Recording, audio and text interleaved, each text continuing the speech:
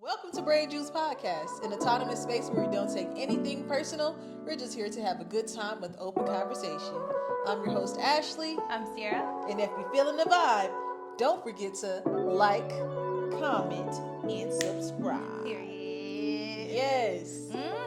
So, friend. Yes, friend. What are we sipping on today? Mine smells sweet. What's yours smell like? Sour. Cheers, friend. Cheers.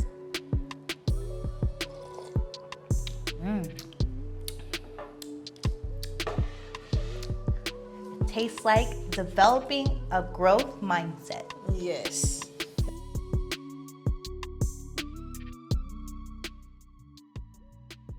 So before we dive into our topic, we've been gone for a while. And I just want to say that it feels so good to be back. Yeah, it has been a long time, friend. But we're back and ready to unpack a fun-filled episode Yes. of growth, right? Yes.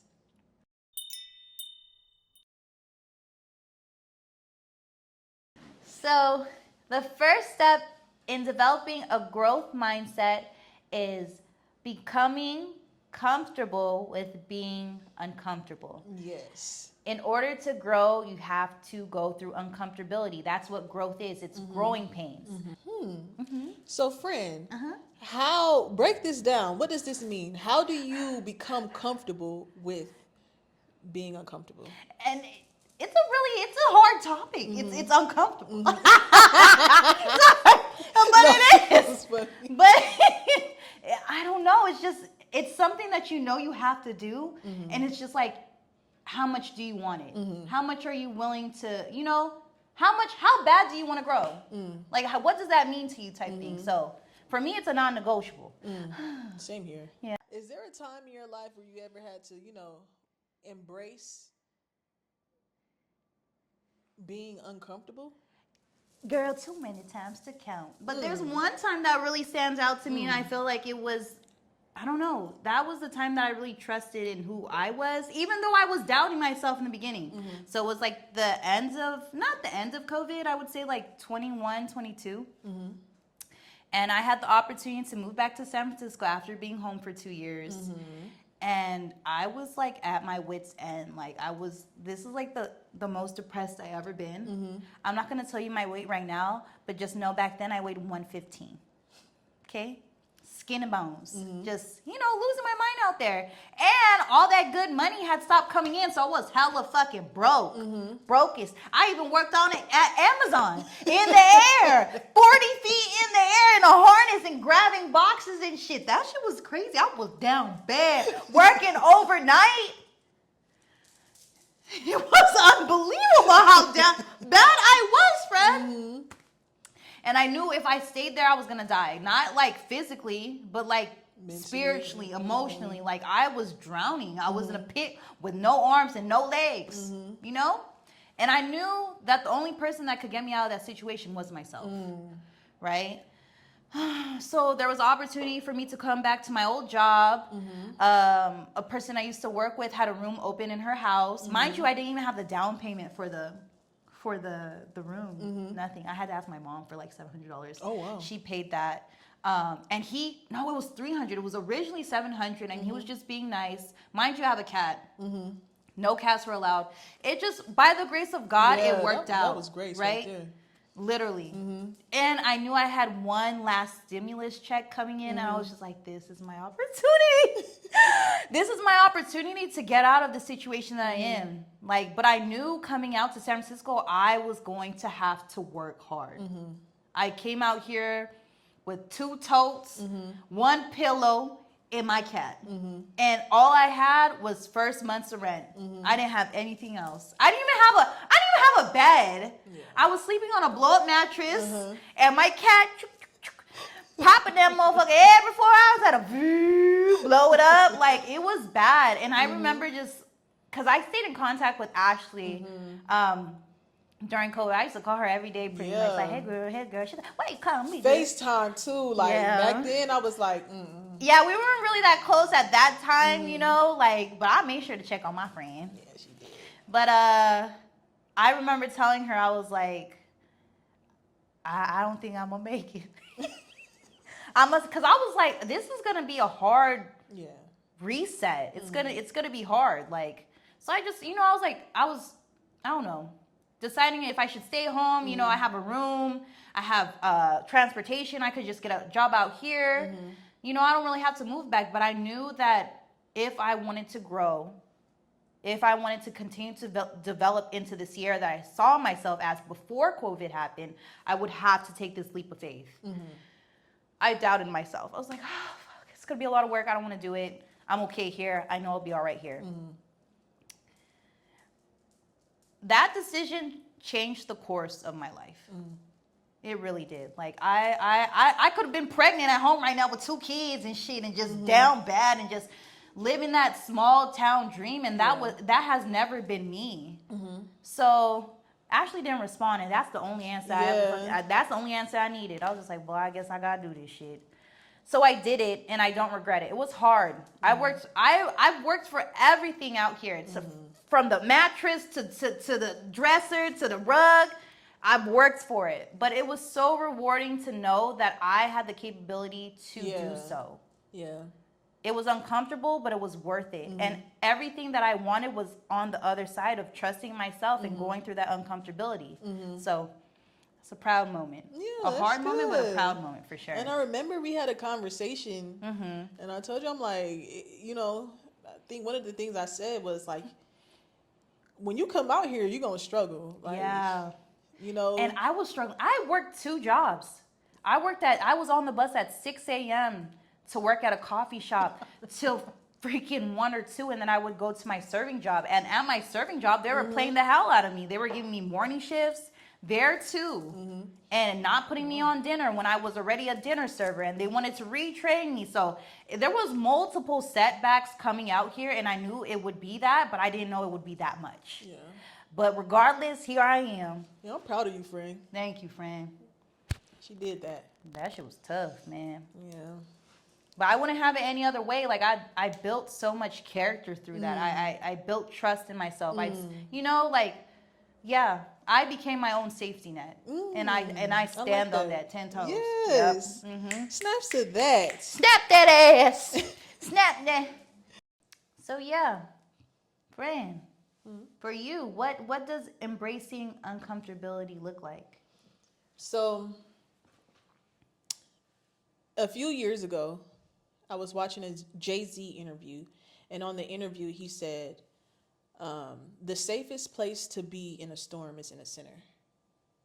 And this means that when you're in a situation that you feel uncomfortable in, that's overwhelming, center yourself in the middle of all that. Like, find a place to find inner peace. And I feel like this has been so resonant with my life lately, because not only me, but a lot of people in my circle have just been going through it, like mentally, physically, spiritually, all elements. I recently was like laid off from my job as a teacher, and I'm like currently embracing the uncomfortableness of just not knowing, you know, how things are going to play out, and also like pursuing my creative purpose while, like, you know, in this space where I have to look, you know, in this space where I'm in survival mode, essentially. Yeah. And so, I think I've been doing a good job embracing it. I feel like you've been doing a damn good job. I feel like, you know, it's through learning. Like, you got to ask yourself the question, like, how do I remain sane or remain true to myself while I'm experiencing these circumstances? And what I've been doing is just like, you know, practicing mindfulness. A lot of the things that we talk about, you know, in previous episodes, you know, having, you know, a sense of awareness, practicing mindfulness, you know, staying true to myself, believing in myself, and and just embracing everything that comes to me. You know? You've been doing a very good job at that. And you've still been, you know, like, even though you're going through, like, you know, this uncomfortable situation, like, one thing that I see is that you're still showing up for yourself. Thank you, friend. Yeah, you've been showing up for yourself. I'm like, shit, weird. I ain't got no excuse. Let me get my ass up. So the next important principle in developing a growth mindset is mental fortitude. Now, what is mental fortitude? I had to take some time to Yeah, because look it go up on the ahead, friend. internet. Let me know, too. Because, you know. Yes. Okay. Mental fortitude. Mental fortitude refers to the strength of mind and the ability to withstand adversity, challenges, and setbacks. It embodies the following qualities: resilience, which is the capacity to bounce back from difficulties and maintain a positive outlook. Persistence, the determination to continue pursuing goals despite obstacles and setbacks. Emotional regulation, the ability to manage emotions effectively, especially in stressful situations. Focus, the ability to concentrate and avoid distractions even when under pressure. And finally, self-discipline, the ability to adhere to goals and make sound decisions even when it's challenging. So what this all means is, what do you do when you fail? You keep going. You keep going. Yes. And that's just, yeah, you keep going, right? Yeah. But you have to. Like, to. success is on the other side of failure. Like, failure is just, you have to reframe how you think of failure. Failure is part of the process. I seen this one quote that said, if you knew that achieving your goal was after failing 33 times, how fast would you want to fail? Too fast. Right now. We fail. Because that's one way. You learn another way that it's not going to, you know, work. So it's always just, it's beneficial. It's just part of the process. And I feel like we're taught that failure is like, oh, you need to take a step back. This is not for you. Yeah. Also, I mean, like, failure in the moment, it feels so terrible. Devastating. That you just, it's like, oh. I don't want to continue. Exactly. Why continue? And I have definitely been in moments that I have failed and was like, yeah, this is a sign that this is not for me. And I can trace that back to 2019 when I was applying to graduate school. And I remember, like, after I was doing a writing sample, and basically I'll never forget that. The computer pooped, and yeah, like, and she lost her writing sample. It was like over, I think I had like over like close to 8 to 13 pages. And I remember I was in front of your apartment, and I was like, this is the sign that this is not for me. Oh, my friend. And she was like, no. Yeah. She was sad. I was very sad. And I also self-sabotaged myself throughout that whole process as well. So I just want to, give light to who I was back then. Yeah, because my friend's a writer. The fuck? And, yeah, it took me years to get over that. And, like, I ended up, stopping, the process. But that shit was an uncomfortable process. But, I learned from it. And now that mistake has led me to pursuing my creative purpose. Yes. So, everything works out. It does. It does. I also feel like mental fortitude comes down to, like, the decisions that we make every day. And that's a big one. Yeah. And I feel like the best way to develop that is by working out. Yeah. So what I need to start doing. We've been talking about that 45 star, 40 star. 75. Just leave me alone. Oh yeah. See, I forgot the number already. Shit. But that gym membership is paid. Period. I gotta start, because if I look like this by December, all the shit we're talking about really doesn't matter. It doesn't. So I'm gonna show you something. Yeah. I'm gonna show you something. It's also about, like, I feel like once you get at the mental fortitude, part of life, you've already learned how to do better. Right. It's all about the act. Because we know what to do to be better. We read Now the it's- books. We listen yeah. to the podcast. Yeah. We're having conversations about it. Now it's all about the Putting act. the work in. And it's not that hard. It's like what you said, the first 2.5 seconds. Woo, it's hard to give. It's all about waking up. Ugh. Like, And I love to sleep. We talked about this in like the Everybody. first 3 episodes. That's one of my favorite vices is to lay down. like, it's waking up. Like when your alarm clock goes off, the hardest part is to press, not the snooze button, Press the go button. press the go button. What does? Oh, sorry, Frank. Go ahead. No, it's okay. Mel Robbins, the 5-second rule.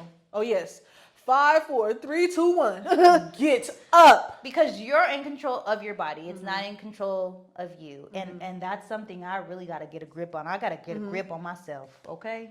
For real. Yeah, but yeah, we got it.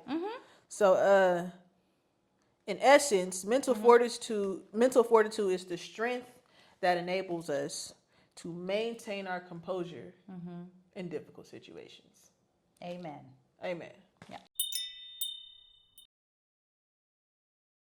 The last and final point of developing a growth mindset is trusting in your what? Capabilities. Trusting in your capabilities. And we've said this in a lot of our episodes. You have everything it takes to get to where you want to be. And it's very important to celebrate the small wins. You know, me and Ashley have mastered the 1%. Yeah. So now it's, mastering 5%. So we trust in ourselves to get the bare minimum done. Now it's time to step it up a notch. So yeah. Yeah. I think another important quality is have faith. There was a saying that I was brought up on, and my mom used to always say this when I was a kid.